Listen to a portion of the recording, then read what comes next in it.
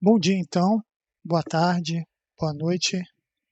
Esta é uma gravação para a cadeira de Fundamentos da Ciência da Informação, né? Para o bacharelado em Biblioteconomia da URGS.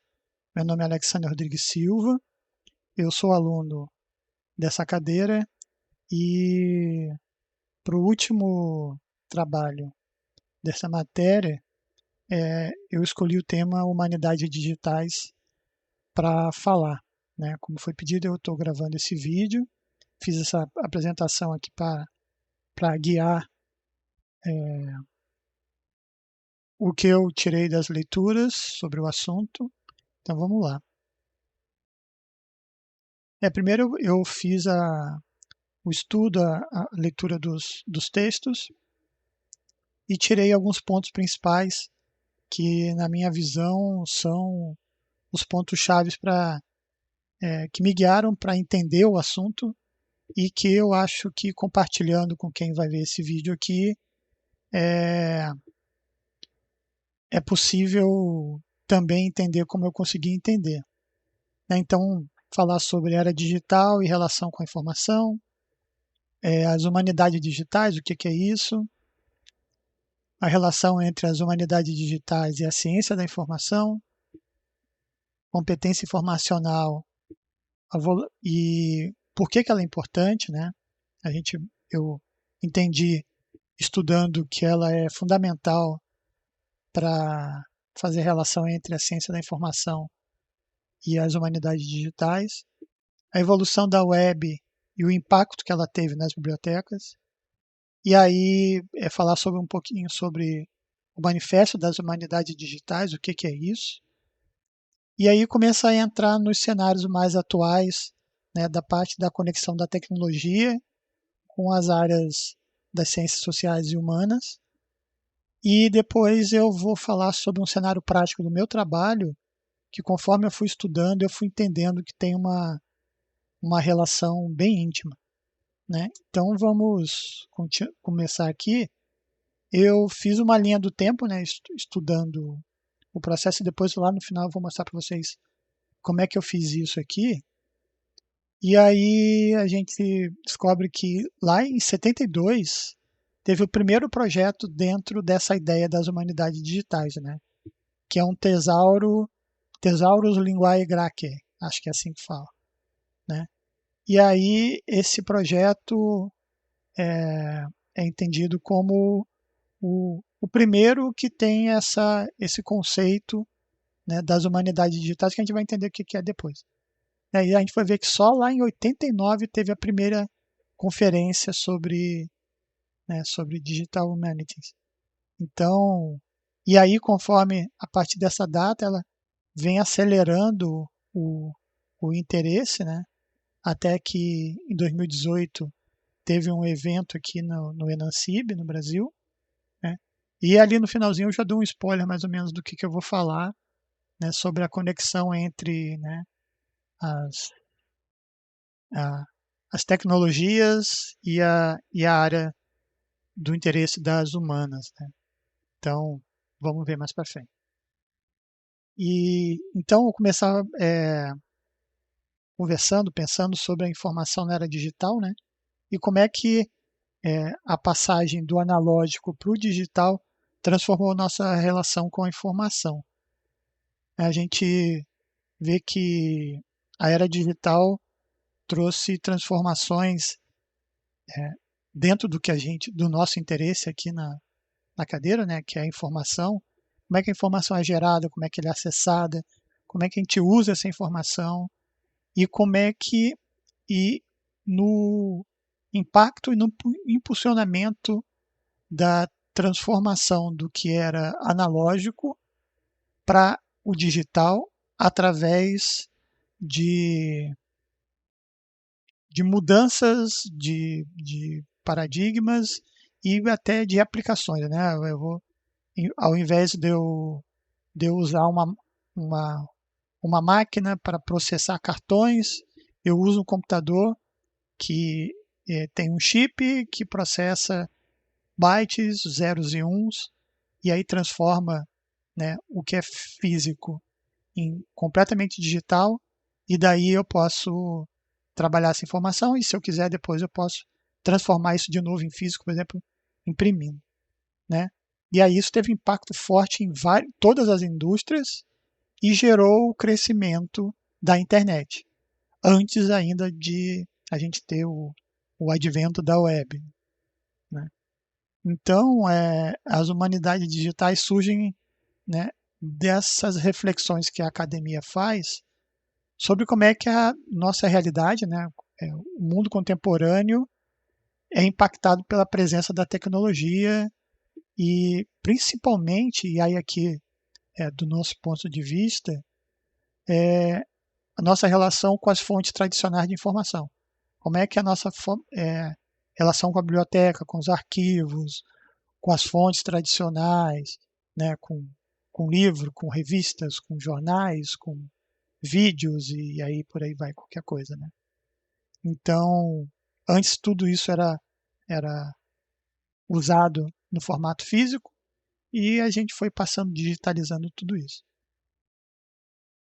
né? E aí eu tirei um trecho aqui que me chama bastante atenção do primeiro texto que foi gerado pelo Enancime em 2018, que eu mostrei lá na timeline, e aí ele diz assim: a noção de fácil acesso à informação propiciado por avanços da tecnologia de redes de computadores, né, a internet, e de telecomunicações, criou uma noção errônea do imperativo tecnológico como resposta às deficiências comunicacionais e educacionais da humanidade. E se a gente for olhar lá para o início da aplicação da informática, né, Rússia, Inglaterra, Estados Unidos, na época da guerra, era muito usando, né, uma tecnologia completamente analógica para tentar resolver problemas específicos, né? Do meu ponto de vista, como isso foi tendo sucesso, a gente começou a entrar numa espiral que problemas conseguem ser resolvidos pelo puro e simples impacto de uma tecnologia, né? E a gente foi vendo na prática, né, que isso não é verdade, né? Não é necessariamente verdade.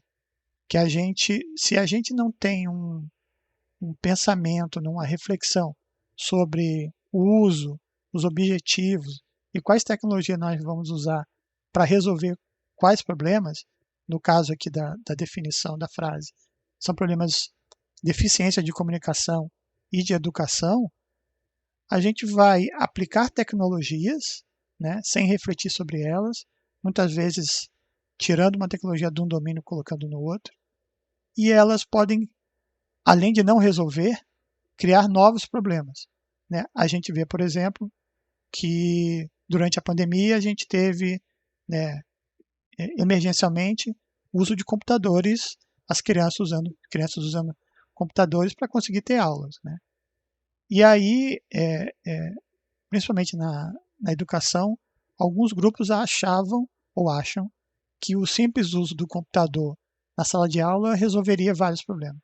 E a gente viu, por exemplo, que o impacto do celular na sala de aula é mais, né, prejudicial do que benéfico. E a gente começou a rever isso. Então, às vezes a gente precisa repensar e pensar qual é o tipo de tecnologia a gente está tentando aplicar e como para resolver algum problema, né? E tá, aí eu fiquei me perguntando, tá, tudo bem, tem essa questão da tecnologia, mas o que é realmente humanidade digital? Eu demorei para conseguir achar a resposta, né? Durante meu estudo. E aí é bem simples, assim, as humanidades digitais é um campo de estudo, né? É uma área de atividade acadêmica, é um campo transdisciplinar, então são várias disciplinas que estão envolvidas ou foram convidadas para participar desse campo de estudo chamado Humanidades Digitais, que envolve o uso sistemático de recursos digitais.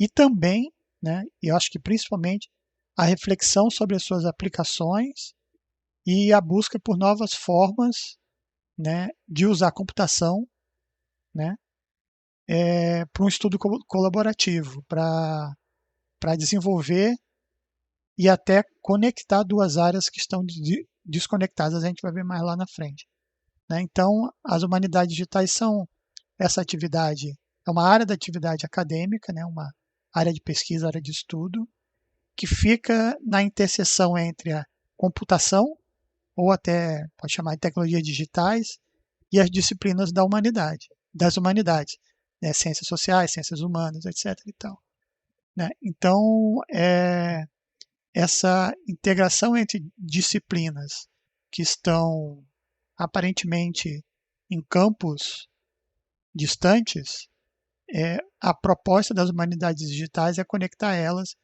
né, para pesquisa, para ensino, publicação colaborativa, etc. E tal, né? Então, o que que tem? Então, qual é a ligação, né? E aí o que interessa a gente aqui na matéria, a conexão entre HD, humanidades digitais, e a CI, né? Qual que é a relação entre essas duas aí?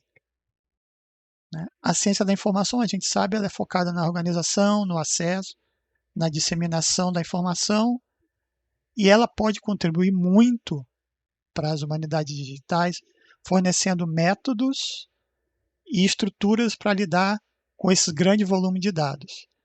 E aí aqui não são métodos e estruturas tecnológicas, óbvio, né? Mas são metodologias de estudo, de pesquisa, né, que já foram testadas, aplicadas, e estruturas técnicas, metodológicas para conseguir, né, fazer o que aquela frase lá do início estava falando, de conseguir pensar, repensar e refletir sobre qual é a aplicação da tecnologia e em qual área, de qual maneira, né? E ao mesmo tempo, as humanidades digitais, né, estão o tempo todo desafiando a ciência da informação a repensar esses modelos tradicionais. E eu acho que foi aqui que eu comecei a fazer a conexão com a minha área de trabalho e com o uso específico dentro de um conceito que a gente vai ver mais para frente, né? Então aqui, para mim, ficou muito claro que a ciência da informação se conectando às humanidades digitais, ela pode contribuir, mas também pode é, é, não usar, mas se aproveitar dessa chamada para novos tempos que as humanidades digitais fazem para repensar os seus modelos e continuar avançando, né? E é aqui que está, para mim, o ponto de conexão, né, se a gente for chamar ali a tomada que liga a CI e as humanidades digitais, né? É através da competência informacional, do meu ponto de vista, né? Então, primeiro vamos entender como é que, nesses textos falando sobre humanidades digitais, como é que foi definida a competência informacional e entender essa conexão aí que eu comecei a fazer, né? Então, num dos textos eles usam essa definição aqui de competência, que eu vou ler aqui para vocês. A competência informacional está fortemente relacionada ao processo de interiorização de conhecimentos, habilidades e valores ligados à informação e ao aprendizado, né? Então, a gente aprende, né, conhecimentos, habilidades e valores que estão conectados à informação e ao aprendizado para desenvolver competência informacional, uma coisa que a gente aprende. Em um contexto mais prático, representa um conjunto de habilidades necessárias para localizar, interpretar, analisar, sintetizar, avaliar e comunicar a informação em diferentes ferramentas e suportes. Vamos guardar essa informação aqui de fazer todo esse processo em diferentes ferramentas e suportes. Acho que aqui é é o ponto mais nevrálgico aqui de conexão entre a ciência da informação e as humanidades digitais, né? Como é que a competência informacional nos ajuda a fazer esse processo que a gente já faz quando desenvolve competência informacional em diferentes ferramentas e suportes, né? Então, a competência informacional pode ser descrita como um conjunto de habilidades para acessar, usar e disseminar informação de maneira ética e eficaz, né?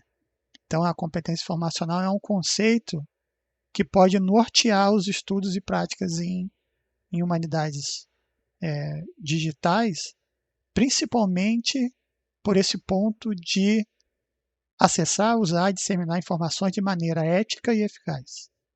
Né? E aí me fez pensar sobre o problema que a gente tem hoje, né, de informações falsas, que algumas pessoas chamam de fake news, né?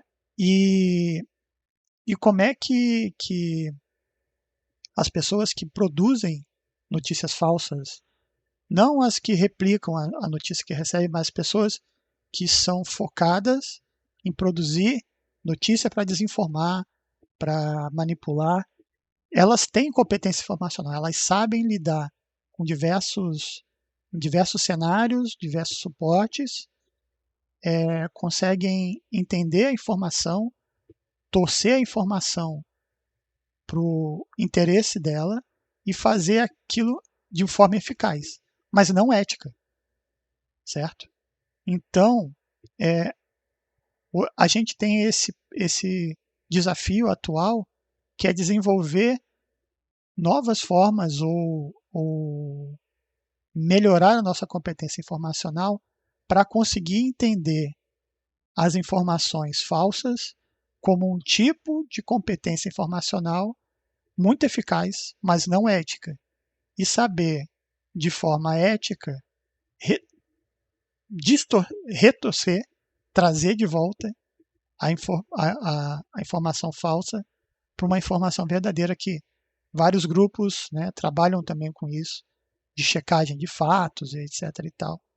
Então é uma nova forma de desenvolver a competência informacional para o mundo que a gente tem hoje, né? A gente viu recentemente, né, o Facebook, né, mudando a forma como ele trata a informação falsa, né, o Twitter também. Então são acontecimentos na tecnologia que impactam como toda a sociedade se relaciona com a informação digital. Então a gente tem que estar o tempo todo ressignificando, retrabalhando, aprendendo novamente novas formas de competência informacional, né, melhorando a nossa competência informacional o tempo todo, se atualizando, né? E isso pode ser, né, uma contribuição, não sugere, mas uma contribuição eficaz, forte da ciência da informação para os estudos de humanidades digitais, falando e emprestando todo o arcabouço que a ciência da informação desenvolveu em competência informacional para os estudos em humanidades digitais, né? E aí a gente vai pensar, né, falando de redes sociais, etc. e tal, né? Aí pensar naquele no desenvolvimento da internet, né, e como é que ela desenvolveu essa camada visual, a web, que no início eram só imagens, hoje em dia são mídias, né, vídeos, áudios, imagens, tudo junto. E como é que isso teve, qual é o impacto que teve na nossa, digamos, no nosso paradigma anterior ao digital, que é a biblioteca de acesso à informação, né? E aí me faz pensar, será que realmente a web é uma biblioteca, como algumas pessoas afirmam, né? E a gente sabe que a evolução da web impulsionou as bibliotecas, né? E forçou elas a se adaptarem, né? Talvez essa característica da web de ser feita por pessoas comuns que não têm um conhecimento e saem fazendo, fez com que a biblioteconomia tivesse que correr para se adaptar a esse novo cenário e principalmente adotar tecnologias, né? Nos textos eles falam de Web 1.2, Web 1.3, Web 2, Web 3, mas o meu ponto de vista e como estudioso dessa área, a web semântica é que tem as ferramentas e tecnologias mais poderosas para ajudar as bibliotecas a atuarem de verdade no digital e através da web e da internet. Ela tem ferramentas como dados conectados, dados estruturados que se conectam muito com o que a biblioteconomia já faz, de catalogação, classificação, as ferramentas que a biblioteconomia desenvolveu, muitas delas foram inspiração para tecnologias da web semântica, então permite que as bibliotecas digitais se expandam, abram a colaboração aos seus usuários, enriqueçam suas coleções digitais. Então, essa adaptação é que trouxe relevância para as bibliotecas no ambiente digital e o contínuo dessa evolução vai continuar mantendo as bibliotecas relevantes, se a gente continuar, né, entendendo esses novos cenários e se adaptando, desenvolvendo novas competências informacionais, como profissional e como usuário. Né? E aí eu queria passar com vocês rapidamente sobre o Manifesto das Humanidades Digitais, porque é ele que dá, né, a base para tudo isso que a gente está falando aqui do ponto de vista das humanidades digitais. Né? Então, o manifesto define a HD como uma transdisciplina, né, como eu já falei. E aí que ela integra as ciências humanas e sociais com os métodos do mundo digital. Né? Então, defendendo coisas que são importantes, né, para a gente hoje, são fontes de debate, como acesso livre a dados, colaboração em tempo real. Acho que no início era só colaboração, não em tempo real. Coisas muito interessantes que eles defendiam e defendem: a formação em humanidades digitais, tanto acadêmica quanto, né, mercadológica, e principalmente a criação de infraestruturas digitais que sejam adequadas. A gente sabe que no Brasil a gente mora, né, todo mundo que mora em país em desenvolvimento sabe das dificuldades que a gente tem, às vezes, de conexão, né, de acesso, às vezes tem conexão, mas não tem qualidade. Para servir um país do nosso tamanho, que vai desde a floresta até os pampas, é complicado, às vezes se tem qualidade e às vezes não. Né? Então, é preciso, né, dependendo do cenário, a gente tem um trabalho de base que precisa ser feito, e no manifesto estava isso também. Então, ele é um compêndio ali de afirmações e propostas bem interessante, que eu convido vocês a procurar e ler. É só colocar no Google Manifesto das Humanidades Digitais.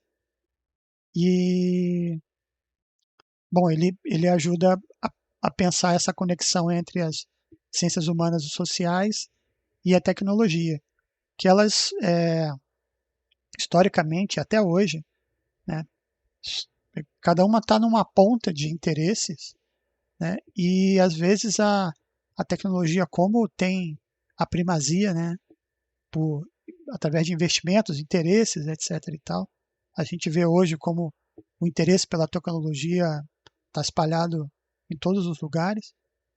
Ela consegue tomar a frente para tentar resolver problemas da humanidade. Mas como a gente viu lá no início, sem uma base metodológica e teórica, muitas vezes esses tiros, essas iniciativas acabam não trazendo bons frutos quando não geram novos problemas. Né? Então, para mim, a maior contribuição das humanidades digitais é falar: calma, temos aqui, dentro das áreas das humanas, pesquisadores e pesquisas que podem ajudar a tecnologia a pensar melhor o que faz e, na hora de fazer, ter um suporte de teorias e metodologias para aplicar a tecnologia para resolver problemas da humanidade de uma forma mais assertiva. Né? E um dos exemplos que ele dá lá, que é dado nos textos, é o Big Data. Né? Para quem não sabe, Big Data é uma metodologia tecnológica para lidar com um volume gigantesco de dados. Né? A gente, por exemplo, se a gente vai fazer uma pesquisa do que se falou sobre política no Instagram em 2024, o volume de dados disso é imensos, são petabytes, né? Então, é um volume que a gente fala a palavra assim e não tem noção de quantos computadores são usados para guardar essa informação toda, né?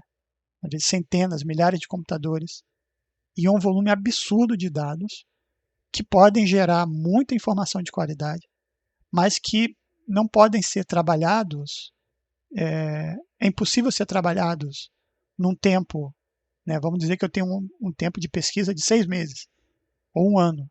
Eu não consigo trabalhar esses dados se eu não usar metodologias tecnológicas que me permitem analisar um volume gigantesco de dados, tirando insights deles, né? Muitas vezes em tempo real. Eu não vou poder, por exemplo, jogar todos os dados do Instagram numa planilha e tirar informações dele. Não cabe e nem não funciona assim, né? Então a tecnologia usada, ela foi criada especificamente para isso, e os métodos aplicados pelas áreas de tecnológicas são muito específicas para extrair insights desse volume gigantesco de dados, né? Mas muitas vezes a simples análise de dados não traz informações relevantes, né? E aí a proposta das humanidades digitais é ter o suporte das áreas das humanas e das sociais que já fazem esse tipo de pesquisa, né, para conseguir analisar grandes volumes de dados e conseguir extrair daí, né, estruturados, né, insights, e conseguir informações, e conseguir apresentar isso de forma significativa, né, que eu consigo avaliar, né, por exemplo, dados do que se falou sobre política no Instagram em 2024 e apresentar num relatório, por exemplo, o que se falou, quais foram os assuntos, qual a relação entre um assunto e outro, o que isso quer dizer, e conseguir fazer novas análises a partir de insights desses dados, né? Então, as áreas de humanas e sociais conseguem contribuir através dessas metodologias para que as análises de Big Data sejam mais qualificadas. Essa é a proposta, né?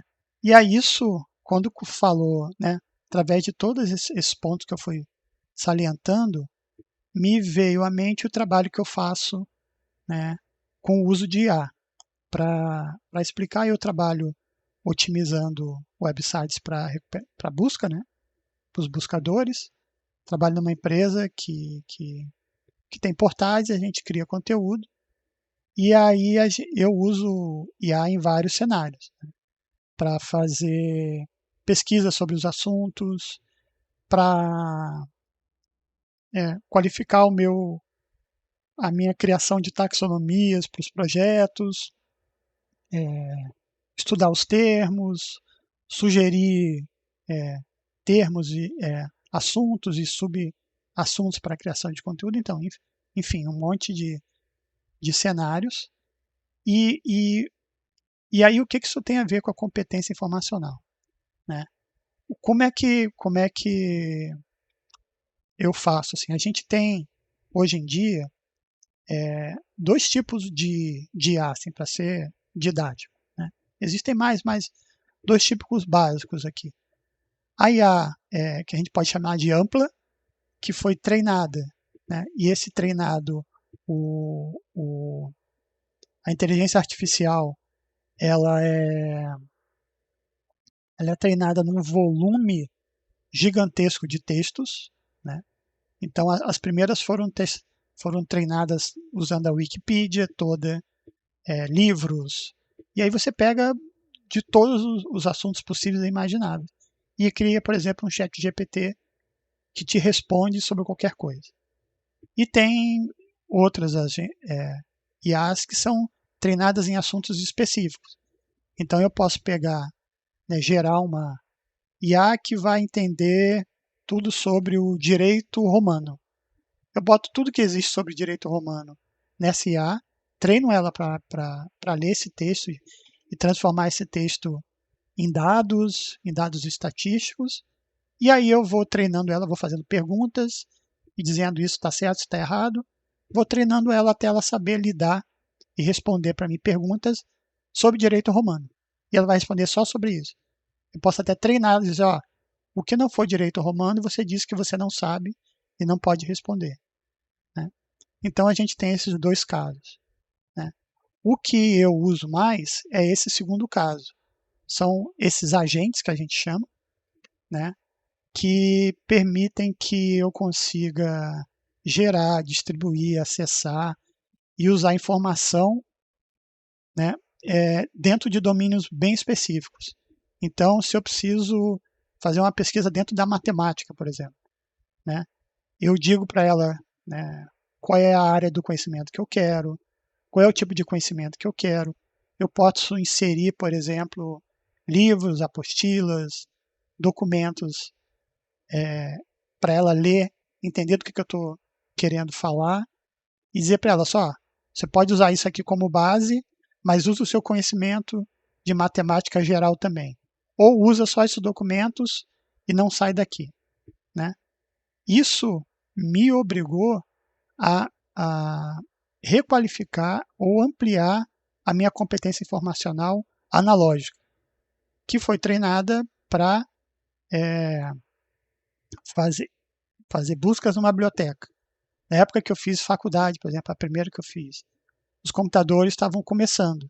Então eu tinha uma habilidade, uma competência informacional que era dividida com a bibliotecária, mas eu já comecei a usar computador para fazer busca dentro da base local, no computador local da universidade.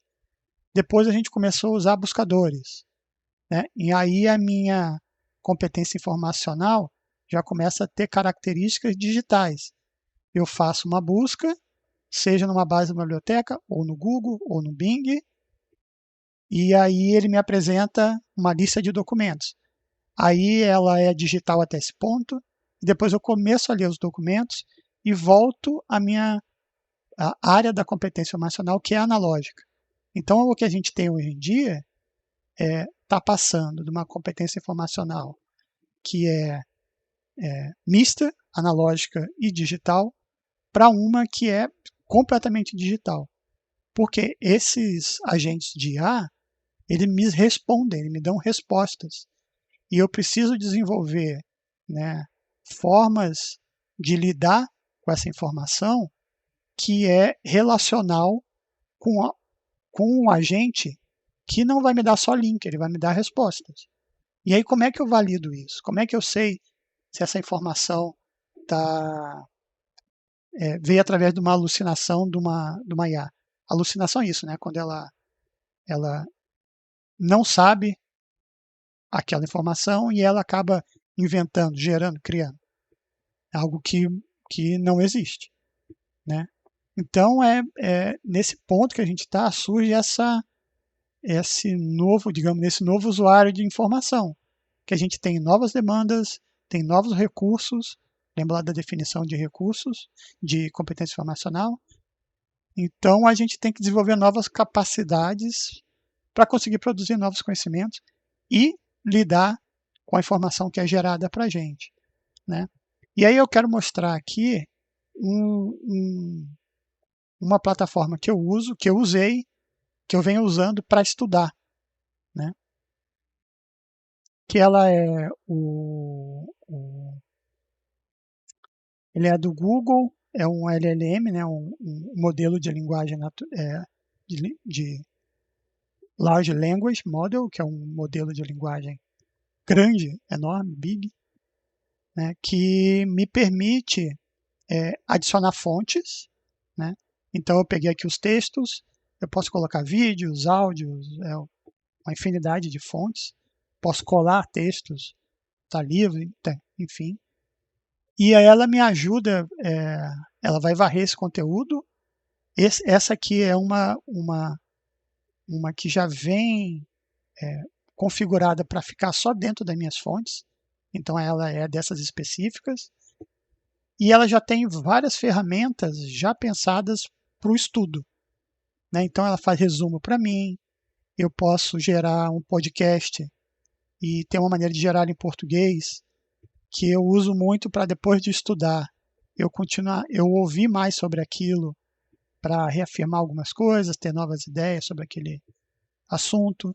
Ele tem guia de estudo, pode fazer resumo, tem uma linha do tempo, que foi o que eu usei para criar aquela linha do tempo. E aí eu posso fazer notas, eu vou lendo, eu vou anotando, eu consigo ler os documentos aqui mesmo. Gera link se eu botar vídeo do YouTube ali, eu consigo assistir. E eu posso ir interagindo com ela, fazendo perguntas aí embaixo. Conforme eu vou lendo, eu falo, tá, mas isso aqui, como é que é isso? Vou ver se tem outros documentos falando sobre esse assunto. E o que eu uso muito encontre nas fontes que eu lidei mais informações sobre tal característica, sobre, sobre tal afirmação. Isso que eu estou pensando, tem alguma referência, enfim, né? E me ajuda a estudar e a entender o que eu estou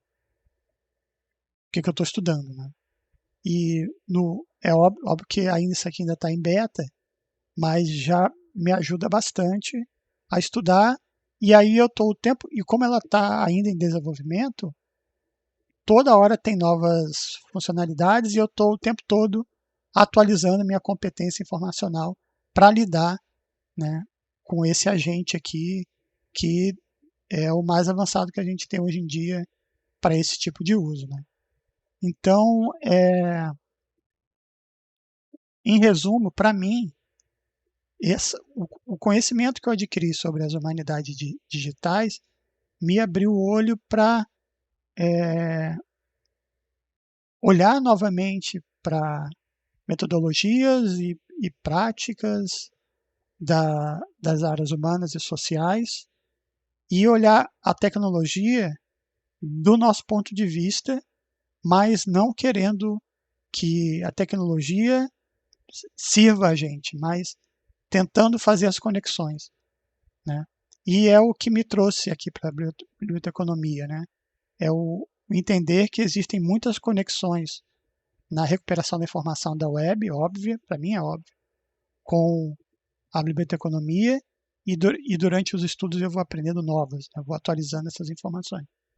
Então, é isso, eu convido vocês a ver mais sobre humanidades digitais para a gente participar mais, né, da aplicação da tecnologia na nossa sociedade, que se a gente não fizer parte, vai ser feito de qualquer maneira, né? E a proposta das humanidades digitais é que a gente participe, que a gente ajude a usar a tecnologia para transformar o nosso mundo para algo melhor. É isso, muito obrigado e até a próxima.